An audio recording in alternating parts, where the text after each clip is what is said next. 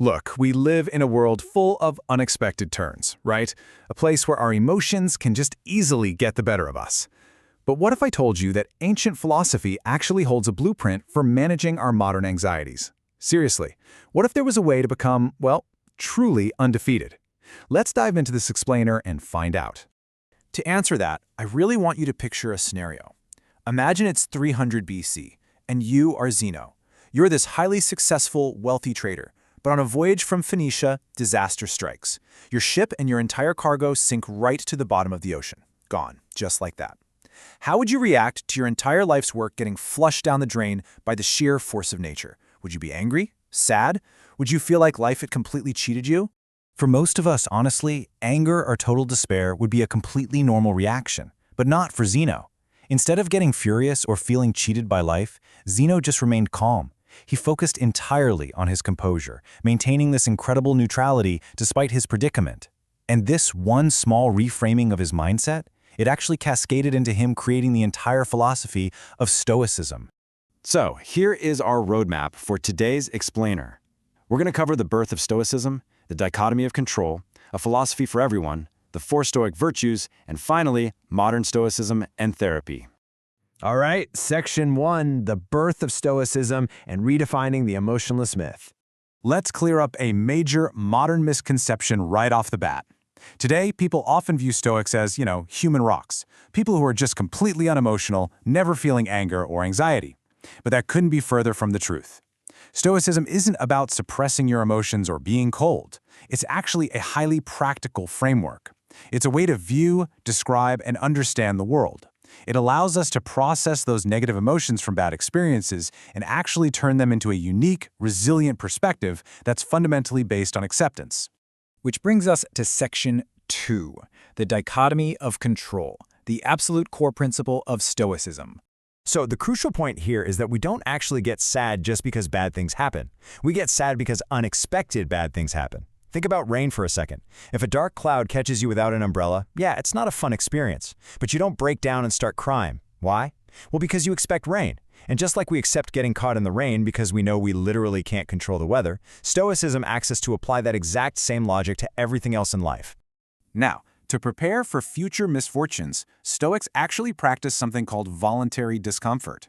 This means doing things like sleeping on the kitchen floor, taking freezing cold showers, or maybe eating nothing but potatoes for a few days. I know, it sounds pretty intense, but this exercise massively increases your feelings of gratitude. It proves to you that you can survive and potentially even thrive if your mindset is right. By withstanding uncomfortable situations now, you're indirectly preparing your mental state for real trouble later on. Let's look at how this applies to our daily goals. Whether you're clicking upload on a YouTube video or handing in a performance report to ask for a promotion at work, you have to separate your internal effort from external outcomes. Outcomes can always fail. You control the script, the editing, the hard work you put in at the office. You absolutely do not control the algorithm or your boss waking up in a bad mood, right?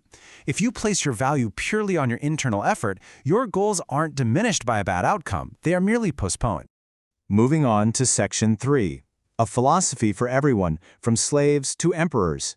Because early Stoics gathered and taught in public places, their knowledge wasn't hidden away behind fancy school walls or palace courtyards. Literally anyone could learn it. You have guys like Epictetus, whose name literally means acquired, because he was born into slavery.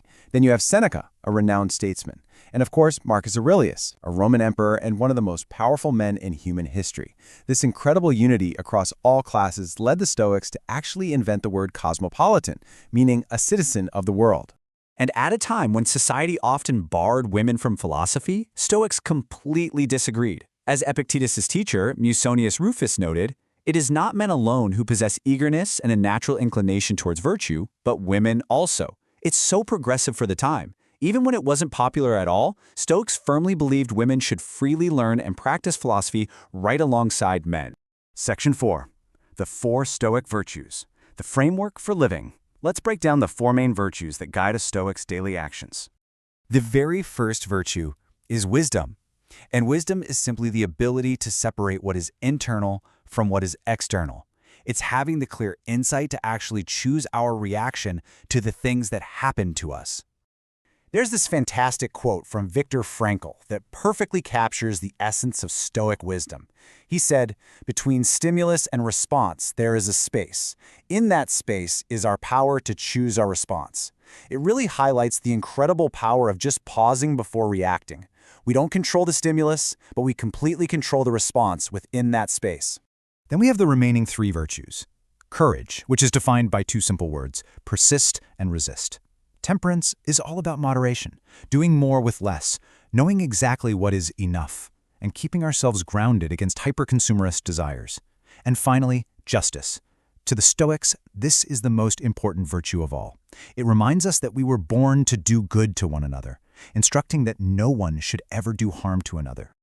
We can see these virtues beautifully in action with someone like Nelson Mandela. Sentenced to 27 years in prison during the brutal fight against apartheid, he spent his time reading the works of Marcus Aurelius. When he was finally released and elected president, a lot of people expected him to brutally punish his wrongdoers. But instead, he used Stoic principles. He chose to forgive, he urged his people to relax and rebuild South Africa rather than seeking revenge, recognizing that the past was entirely beyond their control. All right, our final section, number 5, Modern Stoicism and Therapy, Rewiring the Brain. Let's explore how these ancient ideas are directly applied in modern medicine today. You might be surprised to learn that Stoicism is actually at the core of psychological procedures like rational emotive behavioral therapy, or REBT. This therapy helps patients identify negative thought patterns. It literally takes the Stoic idea of internal control and uses logic to challenge those thoughts. Once you realize that so many of your anxieties are completely unfounded, you can actively replace them with productive, much healthier beliefs. Similarly, we have logotherapy. This concept teaches us that humans are fundamentally driven by purpose. By finding our underlying purpose, we can fill our lives with deep meaning and happiness, regardless of our external circumstances. It's about finding light even in the absolute darkest of situations. So it's definitely a process, but by rewiring the way we think and unbinding ourselves from societal handcuffs, from the things we are told should make us happy, we can lead much happier, fulfilling lives. We must practice self-worth. Redirect your value to the things you actually can control. This is exactly how you steer through the inevitable storms of life, finding peace even if, like Zeno, your ship sinks. Which brings us to the end of our explainer today. As you face the unexpected challenges of our crazy modern world, remember the dichotomy of control. Don't place your happiness in the hands of external forces that can always fail you.